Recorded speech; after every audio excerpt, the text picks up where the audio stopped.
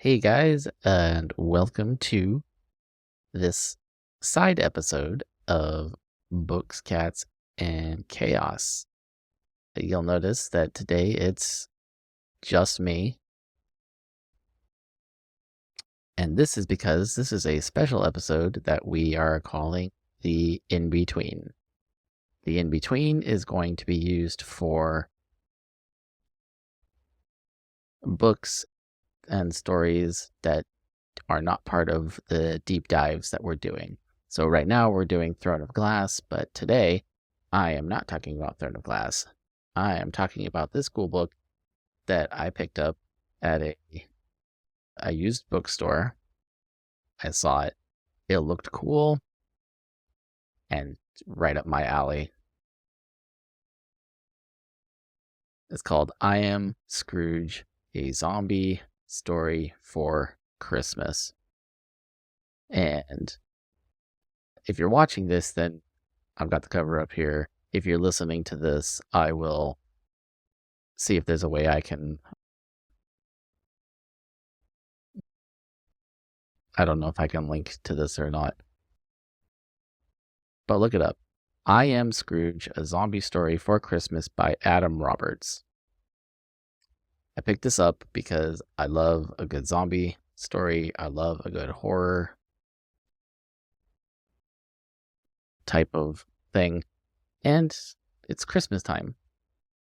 If you're watching the channel or you're watching the show today, you can see I got my holiday sweater here. Hello, darkness. And it's a pint of Guinness with snowmen. So technically that makes it festive, right? So anyway, I picked this book up for about $6 at the used bookstore. It's not a terribly long read. It's about 150 pages. I did it in technically 2 days, but I could have done it in 1 day. And honestly, this was a very fun read. It started off pretty much how I expected, with the zombies and the change to the classic Scrooge story, but the character of Scrooge basically being the same Scrooge character that you know from the original story. And then it devolves pretty quickly into a very what the hell am I reading kind of book. But it's still really good. So the story starts off with Scrooge being his very grumpy self. And, well, actually, technically, I should say it starts off with Marley and the zombie version of Marley tearing apart the clergyman and the other person that was with him.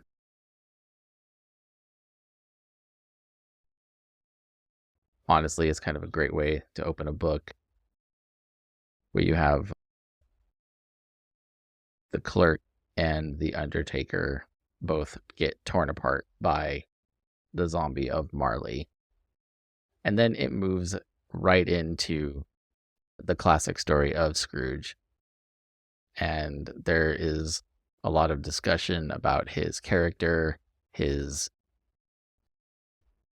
attention to working, his being very Scrooge, wishing he could just work through Christmas, and being just kind of a sourpuss all the way around.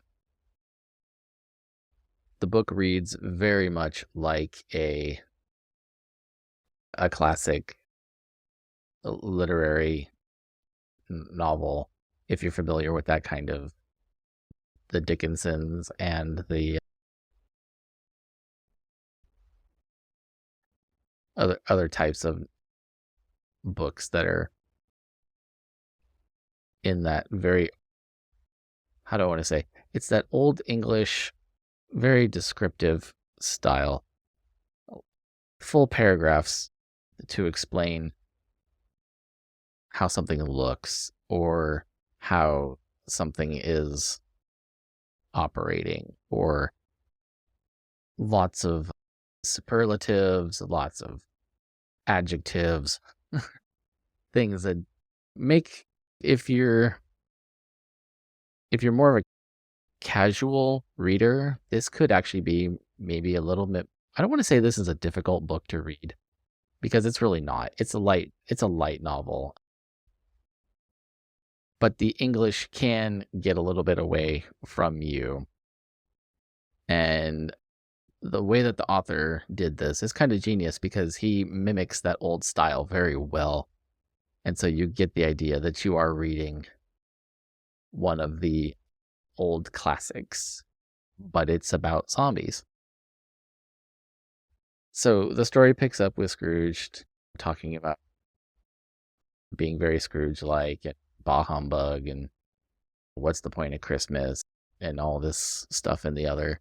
And he goes back to his residence, and immediately, instead of being visited by the ghost of Marley to warn him about the three spirits that are going to visit him for being a Scroogey kind of character, he is visited by the zombie of Marley, who there is no such warning. All he wants to do is eat his flesh. And there's a very nice descriptive battle between the two of them. And then we get to the introduction of the first spirit, who's very adamant that they are a spirit, not a ghost, that there is a difference.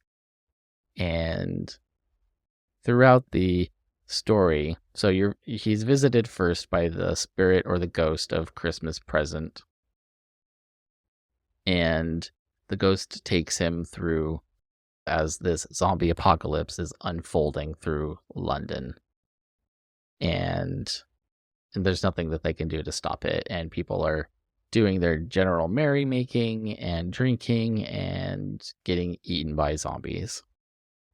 And during this course of the story, we're seeing that it is having an effect on Scrooge, and he's having a change of heart because he's witnessing these just atrocities happen to people in the town.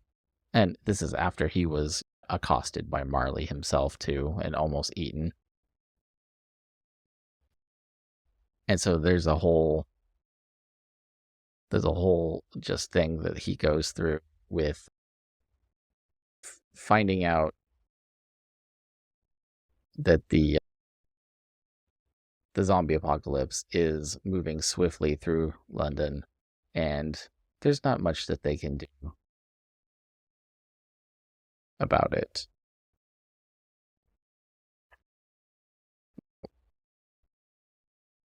When they get through, much like the classic story, the spirit disappears, and Ebenezer finds himself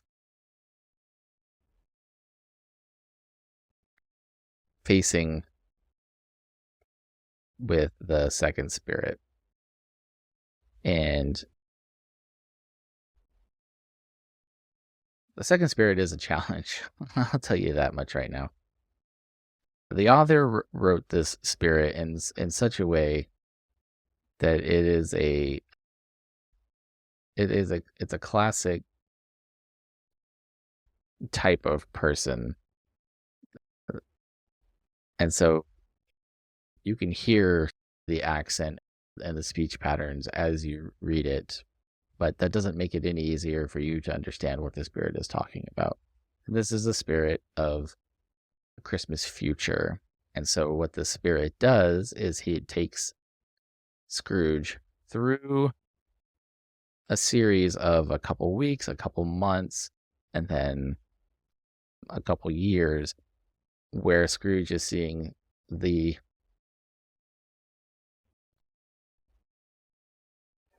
transition of the world as it is overcome with zombies, and how the different parts of the world are falling, and they're not really understanding how this works and how the zombies seem to be evolving and getting smarter and crossing great distances of the ocean to get to these other places. And by the end of his journey, he basically, the whole world is doomed, and there's not much he can do about it. It is a little interesting. He encounters himself along the way.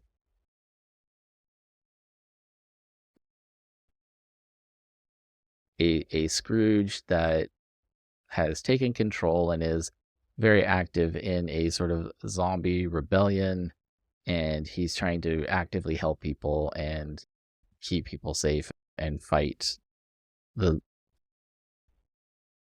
war against the undead, is what they say.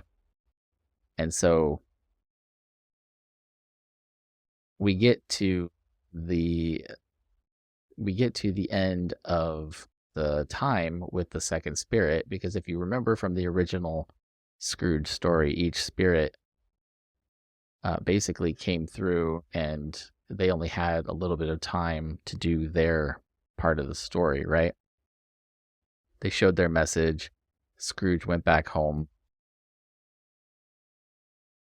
and then he ended up seeing the next spirit.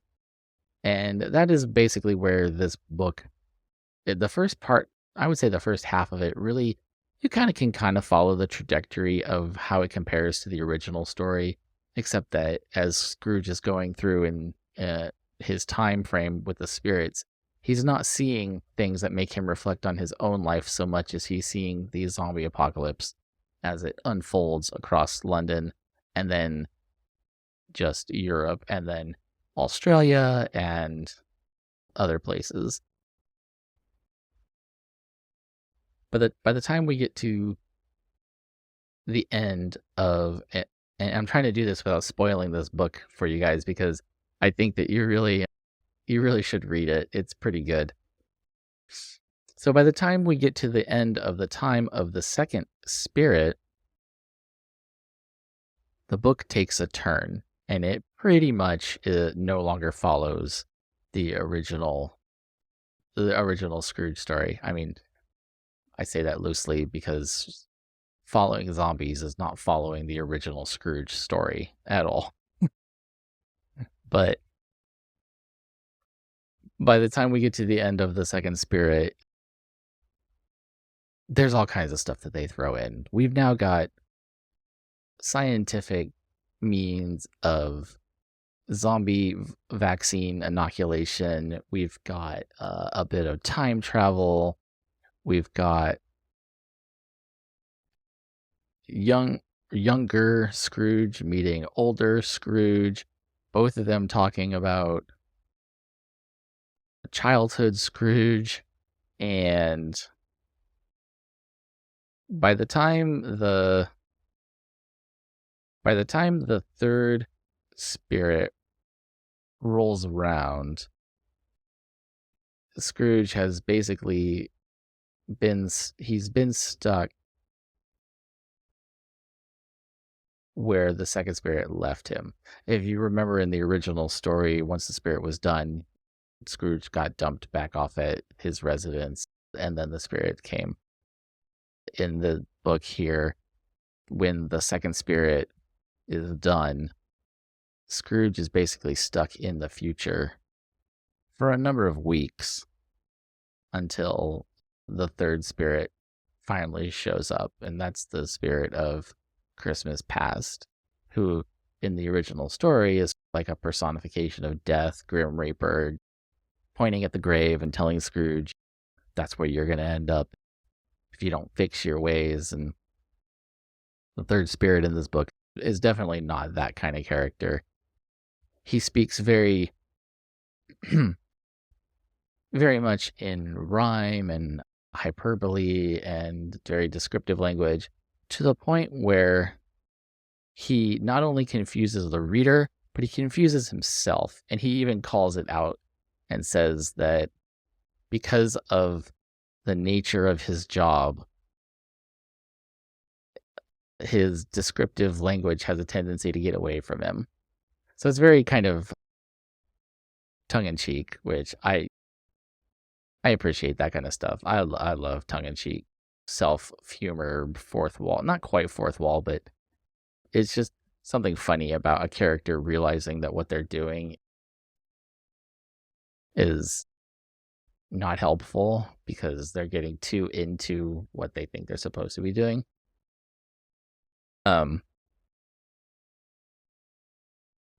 And so they go through this whole thing where the third spirit helps Scrooge to understand what had happened to him, why he is seemingly immune to the zombie virus, because it had something to do with his childhood. And then we get just a really big cycle of time travel and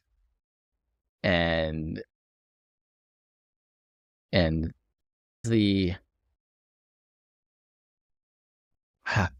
if you've ever seen 12 Monkeys, which is a fantastic movie with Bruce Willis in it, you'll understand that the cycle of time travel is not very easily broken. So in 12 Monkeys, if you remember, the movie starts off with a child seeing a man run through an airport with a briefcase,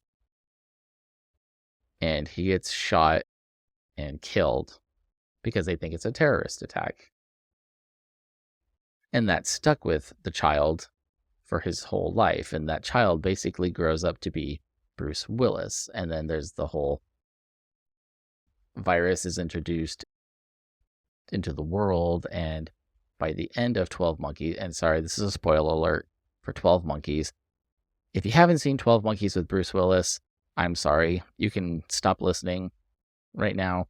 This movie is over 20 years old, so it is what it is. But by the end of the movie, Bruce Willis is the man running through the airport with the briefcase, and he gets shot and killed. And as he's dying, he looks over and he sees the child, which is himself, and that the time cycle, it strives to stay the way that it is, right? And so there's going to be a loop forever of young Bruce Willis seeing old Bruce Willis, who came back to the past, die because he was trying to inoculate everybody before the virus outbreak when he was an adult. And then that kid grows up, and then the cycle continues. And so we have that same sort of premise in this story, which was a very interesting sort of twist. That it came out of right field for a Scrooge book, or a book that is about Ebenezer Scrooge. And so you have older Scrooge realizing that something that happened to him as a child that traumatized him was because of him coming back to the past through the aid of the ghost of Christmas past. And so you can see this cycle of the trauma and them trying to stop the zombie outbreak, getting all the way up to the warning that we get in the beginning of the book, but it doesn't work. And it's just funny as you read it and you realize what's happening, and you're like, oh, they're basically stuck in a time loop, kind of. I'm not giving away the end of the book. That's not how the book ends. It's not stuck in a time loop, but you can see how this works. And there's a very interesting kind of plot twist at the end with I say quote unquote bad guy. I mean, he is the bad guy, but it's not what you would expect from this story at all. And the book definitely ended on a very different note than I was thinking. I kind of thought that it was going to wrap up in a very clean, different way, and it really didn't. There's a lot of explanation that goes into about why the zombie outbreak happens on Christmas Day and how Christmas itself is a sort of watered down version of the original event, which was a zombie outbreak, and how the Christmas carols are watered down versions of things that had darker meanings, and even goes as far as to talk about the way that the three spirits of Christmas, present, past, and future, how they all played a part in the original Christmas story with Bethlehem. So it was kind of like I said, the first half of the book followed a very clear sort of formula for turning the Scrooge story into a zombie story. And then the second half of the book said, forget everything that you just read, and we're going in a completely different direction now. And honestly, like I said, it's a very fun read. It was only 150 pages. I finished it in a day. Not even a full day, actually. I zipped through this in basically half a day. I read the first 2 chapters one night, and then I spent like a couple hours, 2 or 3 hours finishing the book. So if you're looking for something fun and you're wanting to take a break from maybe reading something really heavy, or like me, if you're in the middle of reading the Throne of Glass series, I just finished Heir of Fire, and I was thinking, well, let me read something else before I really start to dig deep into the next book. This was perfect. And like I said, I found it at the used bookstore. It was $6. Find a copy of it if you can. Get it on Kindle. I don't know how much it costs, but I'll see if I can find a link to it on Amazon, Kindle, or wherever. And I'll put it into this episode's show notes. And just enjoy it. It's just a good time. It's not a Christmas story, but it is a Christmas story. And it fits the theme. And like I said, it's horror, and I love horror, and it works. And honestly, I would watch this if they turned this into a movie, because the author did a really good job at being very descriptive on how the zombies rip people apart and how things just transpired and went through the book. So, like I said, this is it's a great, fun story. I Am Scrooge, a zombie story for Christmas by Adam Roberts. Give it a shot. It's just a fun book. I'm gonna keep it on my shelf because it's just a fun story. So yeah, thanks for joining me today on my first episode of The In Between while we take a break from our regular deep dive into Throne of Glass. Our next episode, Casey will be back to join us, and we'll get back into the regular chapters of Throne of Glass. If you liked what we're doing, don't forget to follow us on social media. We've got Instagram, TikTok. We do have a Facebook page that we just started. You can also email us at hello@bookscatsandchaos.com. You can also visit us at our website, bookscatsandchaos.com. View the episodes, listen to the episodes, check us out on YouTube. Give us a comment, give us a like, give us a follow. let us know if there's other stuff that you'd like us to do the in between on. We're going to be picking random books.